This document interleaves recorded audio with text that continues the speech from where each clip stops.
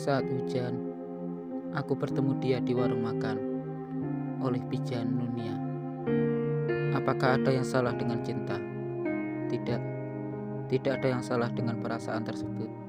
Yang salah adalah di mana kau meletakkannya. Bukankah cinta itu akan habis terbakar saat kau meletakkannya di tengah api panas membara? Benarkah seperti itu, Silia? Silia menatapku dengan tatapan bingung. Air matanya tak henti mengalir. Mungkin aku kejam, mencapik-capik hatinya begitu saja. Tapi, bukankah dia harus menentukan pilihannya antara aku dengan laki-laki itu? Aku tidak bisa melakukannya, Tommy. Aku tidak bisa meninggalkan Bagas. Aku masih sangat mencintainya. Kau tahu kan, dia sudah mulai berubah. Kalau begitu, aku yang akan pergi, Silia. Aku tidak bisa terus begini. Senyap. Silia hanya diam. Ini memang sulit. Tapi dia harus mengambil keputusan, meninggalkan Bagas yang selalu menyakitinya, atau bersamaku, Ona yang selalu menemaninya dalam mengobati setiap luka yang telah diberikan lelaki itu. Setahun yang lalu, malam itu hujan turun begitu deras. Aku yang baru saja pulang dari lembur kerja berlari kencang mencari tempat berteduh. Kosku memang tidak begitu jauh dari tempat kerja, tapi melihat hujan yang begitu deras membuatku berpikir dua kali untuk menerobosnya. Aku membawa berkas-berkas penting perusahaan, tidak boleh sampai basah oleh air hujan. Aku memeriksa semua berkas yang ada saat sampai di tempat berteduh, sebuah rumah makan sederhana di salah satu pusat kota Lamongan. Syukurlah, tidak ada berkas yang basah, hanya bagian luar tasku yang perlu dikeringkan. Selain itu, semua aman. Seorang pelayan menawariku menu rumah makan. Aku basa-basi bertanya, kemudian memesan makanan sekenanya. Yang penting, mampu menjadi sarana menghabiskan waktu menunggu hujan reda. Dan saat itulah aku bertemu dengan Silia. Ya, saat itu, saat pelayan berjalan pergi menyiapkan pesananku, tak sengaja menatap wajah sendu itu. Wajah yang begitu perih dengan kehidupan yang begitu suram. Ada apa dengannya? Aku tidak tahu.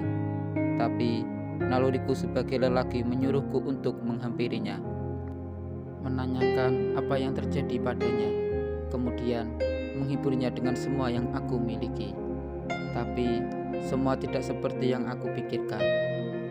Aku memang mampu menghampirinya dan duduk di depannya. Selain itu, aku tidak mampu berkata apa-apa padanya, hanya tersenyum menyapa. Hanya itu, senyum canggung yang sama sekali tidak mendapat balasan darinya.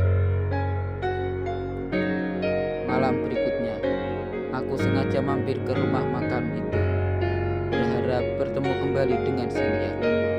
Aku jatuh cinta padanya pada pandangan pertama.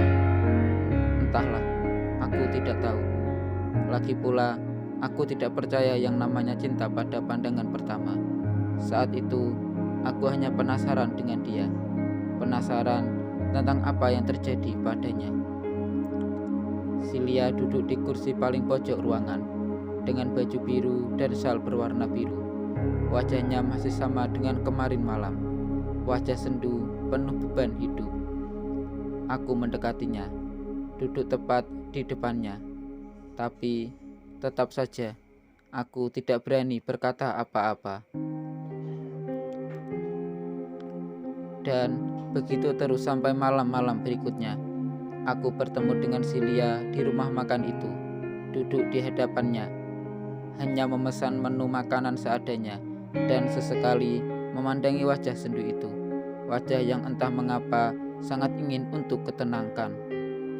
Lalu tibalah pada malam itu, malam saat Silia mengungkapkan semuanya, segala kesedihan yang menjadi beban dalam dirinya, kesedihan yang membuatnya merenung setiap malam di rumah makan ini.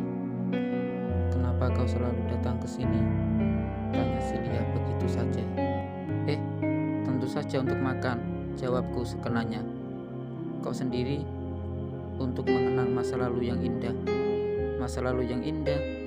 Ya, masa lalu yang indah dengannya. Seseorang yang mengisi ruang dalam hatiku. Tapi kini dia malah mengobrak-abrinya, membuatnya menjadi berantakan, membawa kepedihan dalam hatiku. Silia menarik napas dalam, seolah menahan sesak yang begitu membebani dadanya. Oh iya, kita kan belum kenalan. Namaku Silia. Siapa namamu? Dia tersenyum, senyum yang begitu dipaksakan. Aku Tommy, jawabku agak gugup. Silia enggan basa-basi berkomentar tentang namaku. Begitu juga denganku. Aku juga tidak ada minat untuk mengomentari namanya. Sepertinya hal itu memang tidak penting dalam situasi seperti ini. Situasi rumit tentang hubungan percintaan yang belum jelas ku mengerti antara Silia dan laki-laki itu. Dia adalah orang yang sangat aku cintai, Tommy. Dia adalah satu-satunya, bahkan sampai saat ini. Tapi entah mengapa akhir-akhir ini dia begitu berubah. Dia tidak seperti yang aku kenal dulu. Mengetahui pelayan yang datang mengantarkan pesanan, Silia berhenti bercerita. Wajahnya yang sendu semakin jelas terlihat. Kesedihan seperti telah menjalar dalam pori-pori kulitnya. Ya, dia berubah. Sesaat setelah ijab kabul itu resmi diucapkan, dia benar-benar sangat berubah. Pertama, dia hanya melarangku untuk bekerja, menyuruhku untuk menjadi ibu rumah tangga yang baik. Tapi beberapa bulan kemudian, setelah dia terlalu disibukkan oleh pekerjaannya, dia sering pulang malam. Dia mulai jarang memujiku seperti saat pacaran dulu. Memujiku? Sebenarnya aku tidak berharap dia memujiku. Aku mengetahui kondisinya, yang kelelahan setelah bekerja. Tapi yang membuatku begitu sakit adalah entah mengapa dia sering membentakku, memukulku, dengan apa saja yang bisa dia gunakan untuk memukul. Setiap hari seperti itu. Sedikit saja kesalahan yang aku lakukan akan dia jadikan alasan untuk memukulku. Puncak. Air mata Silia yang lama ditahannya merembas keluar, membasahi pipinya, memperjelas aura kesedihan yang telah lama tertanam di wajah itu. Aku tidak berani berkomentar, membiarkannya mengeluarkan seluruh beban yang ada. Aku kesini untuk mengenang masa-masa itu, Tommy. Dia kembali mengawali pembicaraan 5 menit kemudian. Masa-masa pacaran dulu, masa-masa saat kami sering jalan berdua. Begitu romantis, begitu menenangkan. Saat itu, dia sering mengajakku ke tempat ini, bercerita banyak hal, bermesraan, seolah dunia benar-benar hanya milik berdua. Dan janji-janji itu, janji-janji yang dia ucapkan setiap mampir ke warung makan ini, janji-janji yang tak mungkin untuk kulupakan. Itulah saat pertama kali aku berbicara dengan Silia, saat dia mencurahkan semua beban yang ada di hatinya. Dan hari-hari berikutnya, aku terus mendengarkan semua keluh kesah Silia tentang laki-laki yang akhirnya aku ketahui bernama Bagas. Ya, aku hanya menjadi pendengar tanpa berkomentar sedikit pun. Pernah suatu ketika dia bertanya tentangku, yang selalu mendengarkan curahan isi hatinya tanpa memberi tanggapan sedikit pun. Aku hanya ingin mengetahui semua beban yang ada dalam dirimu. Hanya itu. Aku tahu kata-kataku tidak akan pernah menjadi penawar sakit yang kau alami. Jadi aku lebih memilih diam, membiarkanmu menemukan obatmu sendiri, obat yang mampu menyembuhkan semua luka itu. Itulah jawaban yang aku berikan padanya. Jawaban yang bukan hanya menjadi kalimat terpanjang selama aku mengenalnya, tapi kalimat yang entah mengapa menjadikan kedekatan ini semakin erat, menciptakan sebuah hubungan yang tidak aku pahami. Ya, mulai hari itu, aku jadi lebih sering bertemu dengan Silia, bukan hanya di rumah makan, tapi juga di tempat-tempat lain.